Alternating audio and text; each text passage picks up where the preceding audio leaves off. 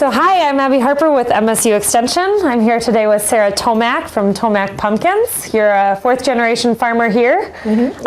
And can you talk a little bit about how you got into pumpkin farming? So for you, it started with 4-H and a pumpkin project. Yes. And that's continuing into your next generations. It is. I was about 10 years old and I asked my grandma if I could sell some extra pumpkins on the side of the road with a hay wagon. And she said yes, and 30 years later, we're still selling pumpkins. Still selling pumpkins. It's a little bit more than just a hay wagon full of pumpkins now. We're up to 250 varieties that we sell, most of which are edible, and we have a whole lot of fun here. We really do. I mean, that's the whole entire goal, right? Is to have fun, find a job you love, and have fun doing it. So that's what I did. Awesome. So you said you guys grow 250 edible pumpkins here? Yeah. 250 varieties. 250 varieties. When I say pumpkin, I mean like pumpkin, squash, gourds, anything that's in that cucurbit family. A lot of people make a difference between pumpkins and winter squash, and that really is only in the U.S. Outside in other countries, it's all pumpkin. So it's like a butternut pumpkin, it's an acorn pumpkin. So like the zucchini and the summer squash, that's considered the squash, and then the rest of it's considered pumpkin because it's a winter storage, it's a hardier variety to eat. Yeah. Do you have a favorite edible pumpkin or edible squash? Depends on what I'm making. Okay. So I have a whole bunch of different pumpkins that I really like. Some are really sweet, some are really savory, some have got a really great, deep, awesome flavor, and others are real mild. The peanut shell pumpkin, which I have one right here. Oh, that's so cool. It looks like peanut shells. Yeah, it really does. If you were to cut that open and eat it raw, it tastes like carrot. Wow. And it's a really mild orange, like a real pale carrot type of look. So that's one of my favorite ones for like a light frozen dessert or a mousse or some sort of light finishing. I know, dessert first, life's way too short. My other favorite one that I really like is a general go-to is my Queensland Glue. Can you say that name again? Queensland Blue or Jardale. You'll find sometimes it'll be sold in stores as a Jardale pumpkin.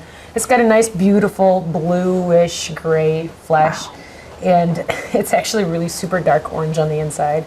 It's creamy and it's full of flavor. So you can easily sweeten it up and make it into the world's best kept secret for pumpkin pies, or you can make it real savory like a wonderful pumpkin soup. My other go-to favorite, which I really like to put on the grill, believe it or not.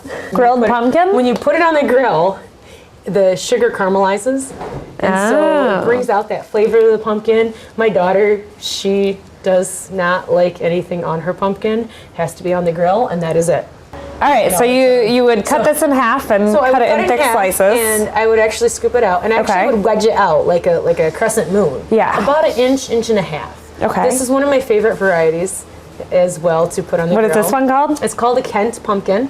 The skin is edible on that one. Okay. And I really like to just put it on the grill, and when it's translucent, it's done. So this is one of my favorite ones as well. It's a butterkin. Okay. It's a cross between a butternut and a pumpkin. It's a little bit of a string to it. But what I really like to do with this one is super dark orange on the inside. What I like to do is I like to cut the top out, hollow it out, and I'll do like a 3-grain pilaf or a rice dish of some sort and stuff it in there, and I'll cook it. Oh my gosh, you cook it right in the pumpkin. I cook it right in the pumpkin. So I'll cook the pumpkin for a little while I'm making the rice and stuff on the top, and then I'll put it all together in the oven, and I'll finish it off in the oven. Cheese always tastes good on everything. So when the cheese is melted, it's done. That's not even a one-pot meal. It's a one pumpkin. It's a one pumpkin meal. So Sarah, I know you grow some pumpkins for their flesh, like you were talking about the sweetness of that peanut pumpkin, and then some you can grow for the seeds. So many people will eat the seeds after they carve out a jack-o'-lantern or something like that. Yeah. So can you tell me about this pumpkin and what makes its seeds different than a jack-o'-lantern pumpkin? Most pumpkins have a shell on the outside, but the pumpkin that you have in your hand is actually what they classify as a hulless seed, and sometimes you'll find them in the store and they'll be called pepitas. Those are a hulless pumpkin seed. Seeds themselves are an epicenter of deliciousness. So they're nutty, they're tasty. Start eating pepitas. You can come thank me later. So you were saying that a lot of people will come in and buy a stack of pumpkins like this and then strictly use it for decoration and not necessarily eat it. Do you have any message for those customers that you want them to know about their decorative pumpkins? Fall is the only season that you can eat your decorations. So when you're tired of looking at it, you can start eating it. I love it.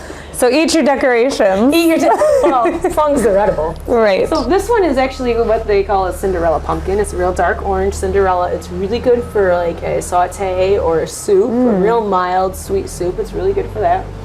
This white one here is called a flat white boar, and it's really mild, really pale orange yellow, and it's really good to eat. It's good for your stews. It's got a lot of density to it. So if you were to cut it up into like 1-inch square chunks like you would potato and cook it instead, it'll still hold together. And this one up here it's actually in the Hubbard family, which is a lot like a New England Hubbard, which is this blue.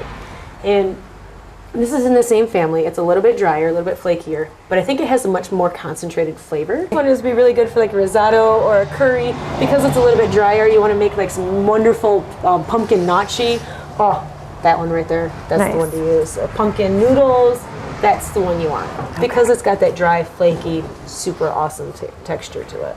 And how about that one on the top? The one on the top, it's great just to cut it out and eat it. Put it on the grill, Grilled. spaghetti style. Don't overcook it.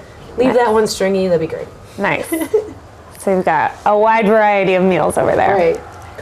So Sarah, you shared so many wonderful things about pumpkins, and I know this has been a really long journey for you since you were a little girl, kind of starting this up. What do you love most about your job? The most fun part about my job is the fact that it's always changing. I'm always outside. I love being outside, and fall is the most fun time of the year because this is where I can see all of the results from all of that hard work in the spring and throughout the summer. So what is a typical farm season for you? When do you start and when do you end? I start before I finish. Does that make sense? It sounds like the whole year. Sounds like the whole entire year is right. So in the wintertime, I'll attend seed swaps and conferences and talk to other people and find out a little bit more because regions are different and varieties are a little bit different. So in order to preserve the seeds and the heritage and the backstory and everything that makes the pumpkin unique, we have to share those stories. Thank you so much for sharing your story and your pumpkins with us, Sarah. I really hope that our viewers can learn a lot from this and maybe think of some new ways to cook pumpkins. And I think I'm gonna start grilling my pumpkin, which I never thought to do before. Thank you.